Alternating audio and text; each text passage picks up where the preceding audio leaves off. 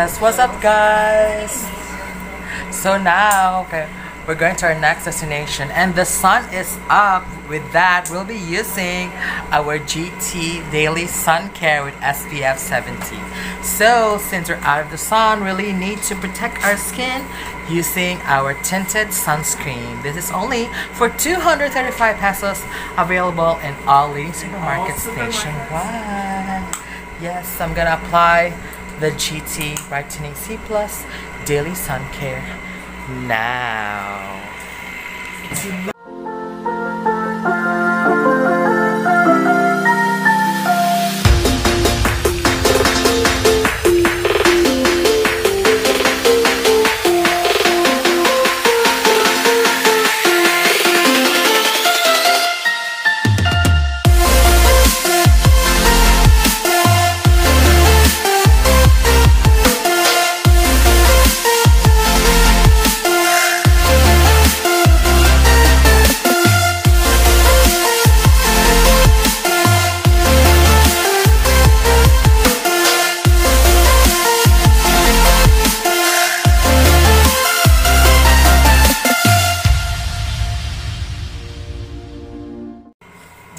Okay, we're ready.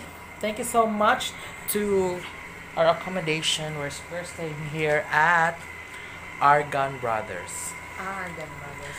Beautiful tour. Argan Brothers. Yes, Argan Brothers. Our room is good for 5 and it's for 2,500 pesos. Yes, 300 pesos ang kuano. 300 pesos deposit For the key. for the key. Pero only ra siya inig uli na. So 150 for the parking. Yes, 115 for the overnight parking. So, mura na siya. Simple ra gyud siya dahil it has 2 beds and then na siya sa ka-foam inside for the 5th one and then it has a CR. That's it. So, you guys, we are now going.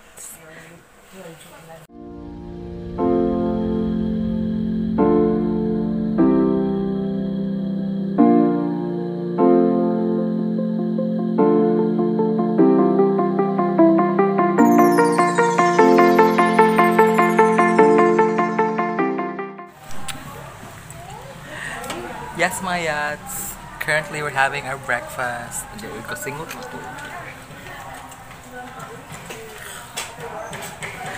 Huwag namin dali karon sa Alegria.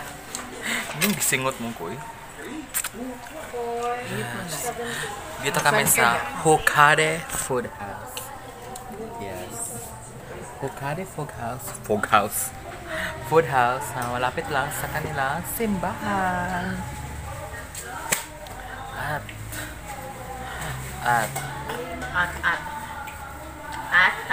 ang aming isang kaibigan dito ay Gidoka. Masla. So mga bukas pa kami uwi dito. Huwag na ang mineral. So, after namin kumain, we'll go to our next destination. Bali na lang kaya galit pa. Di bali na lang, di bali na lang, di bali na lang. Di bali na lang.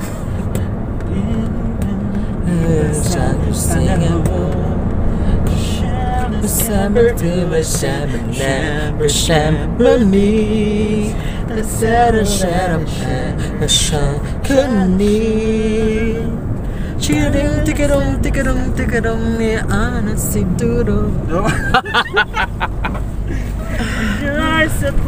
me.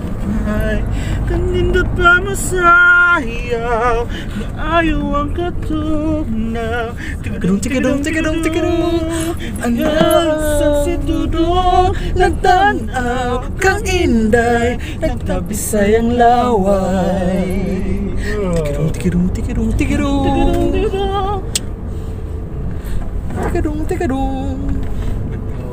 mana. Hi guys, so we're currently singing. Welcome to Jollibee. Just singing our hearts out. Just to stay awake. Santa Phenomena. Damo na nilang catch day. Filomena din na siya day. Ang tanan niya si Noy Filo. Chofilo Borka. So what's up guys? We're now here at Alegria Park. So we'll be exploring the park just in front of the church. Emoha. Yun na lang eh. So yes, ito na nga yung Alegria, beautiful Alegria. Yes guys, so let's explore. And to keep you going, don't forget to grab a Cloud9 to keep you going, because chocolate, it is a nutty caramel nougat for your everyday energy. Yes, beautiful Alegria. Yes guys, at sa tapat lang po ng park is yung simbahan nila. So ngayon kakatapos lang ng kanilang misa. So that is their church. San Pedro de Padua, yung church nila. So yun na yan guys. San Pedro de Padua? Antonio. Ay, ano pala? San, mali tayo. Saint Francis Xavier. Kalayo. Ano ba lang? San Pedro de Padua? Saint Francis Xavier pala yung patron nila dito sa Alegria. So ito na po ang baluarte. Park. Ay! Bisaya, day tanana. Sa English sa Bulwarks. The threshold. Watchtower. What's up, Yadz? So we're our next stop over here in Santander. Santander.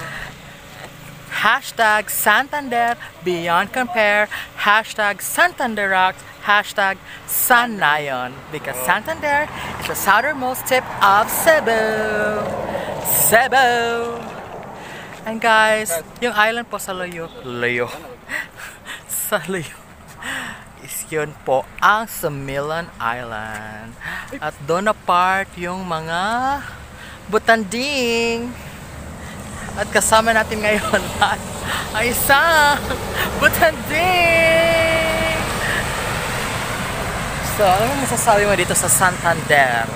So layo, so So very, very, very, very.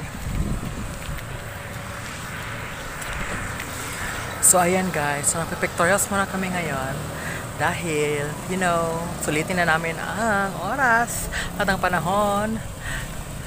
Umulan siya at ngayon lumabas na ang araw. Kaya let's go. Let's do this. Let's do the pictorials. Laban lang.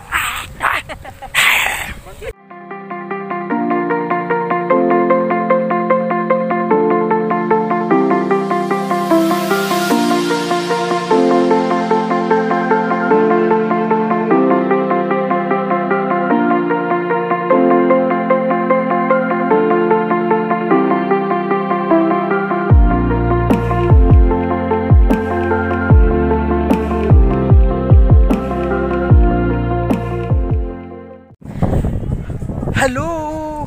Huwag karoon mga Yadz. Nandito na tayo sa Oslob. Ay, tama? Oslob? yes. Yes, ito ngayon sa kanilang heritage old church. Tapos may mga ruins dito. So, dito tayo sa baywalk nila. Eto, sa likuran na naman tayo ng mga dagat. At doon yung ruins.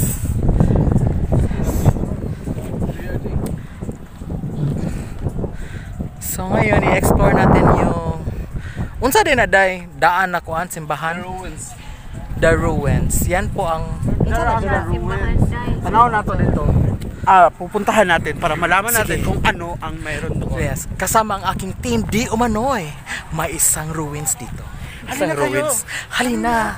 Biyahe tayo. Sumama na tayo. Tara! Tara! Na na na na na. Live. Hi guys! So dito na tayo sa ruins ng Oslob. To keep you fresh all day, don't forget to have Mentos. Yes, Mentos will keep you fresh breath all day long.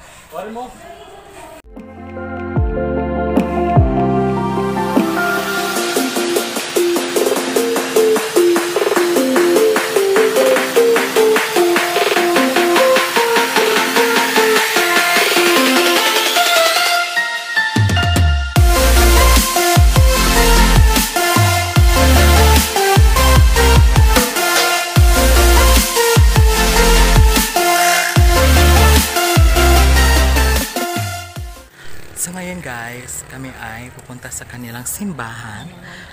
Mananagot. Ano maganaggot? Mag-aalay kami ng Mag-aalay kami ng dasal kasi malapit na ang kanilang fiesta in honor of Immaculate Conception. Asam dagutan na. Dito ay. Yes. Pwede namin mo suot, kuya. He is selling. Awa ang tagdus guys, baga na kayo. Oh. Pareha ka baga sa now. Kuya, what's your name, kuya? Sa naong ni ko. Kuya, ali kuya. Isulti mong alam. Kulit mo. Nestor. Sino? Oh, you Si buy Eleven you buy Dia. you buy to kuya sino? Si Kay mga dag Kuya kuya Ellie. tagdus na kanila. Yes. So papasok na tayo sa loob ng simbahan. Ito. So sabi kuya, ato dito tag ko. Agad eh. Sabi. Diba?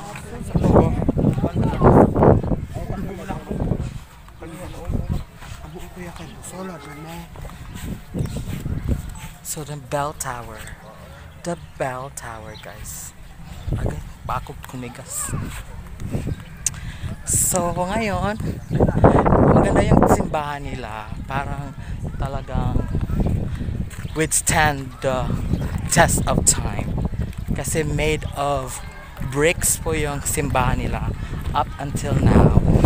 So matibay talaga siya, guys. So ayan, pupunta na kami sa front ng simbahan. Yes. As you can see, para siyang ano sa tawag na day? What? Kanang basta bricks. Kuan simbahang bato. Yes, so this is the Immaculate Conception Parish of Oslob. So it was founded on May 4, 1930. So yan po ang daanan, main daanan sa simbahan. So mag-aalay muna kami ng dasal at magla-light ng candles for Mama Mary.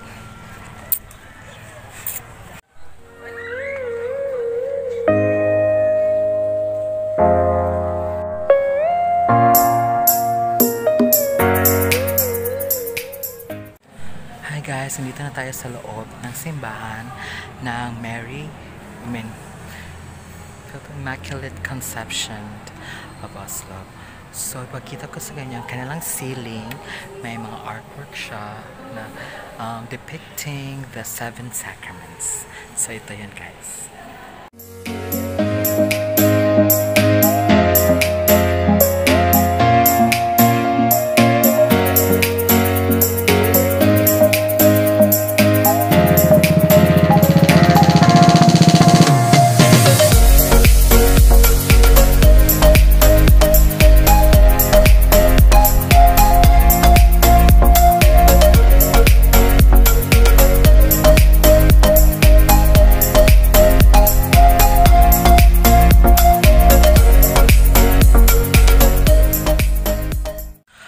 Hi guys!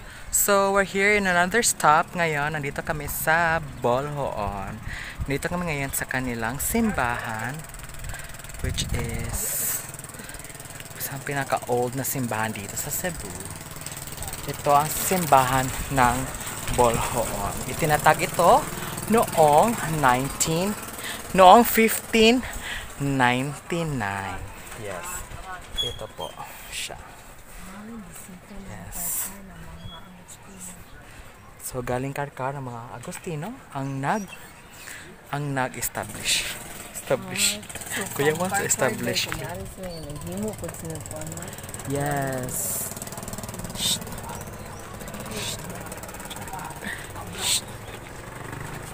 So ayan. So doon meron silang old house since 1950 yata yun. So titingnan natin. Di umano'y mga Simbahan sa kababalaghan. Char. Boljoon. Itinatag bilang bisita ng Karkar ng mga Agostino.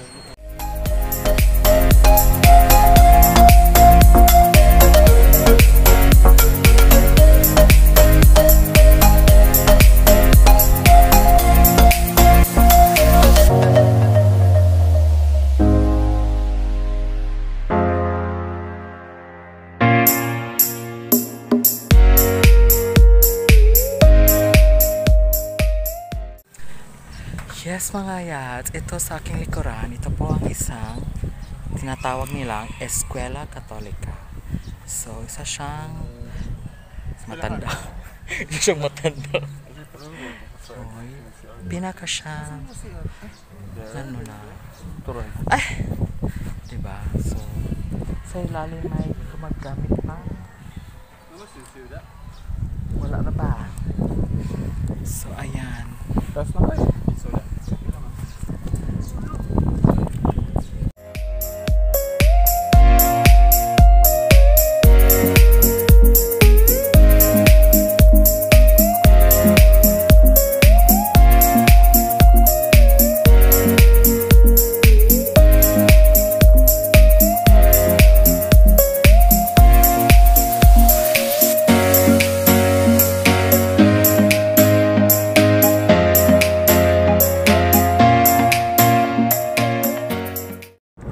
Yes guys, and that was our adventure this afternoon. So I hope you enjoy it, and please don't forget, if you're not yet a subscriber, please do click the subscribe button, and if you like this video, just click the thumbs up and click the notification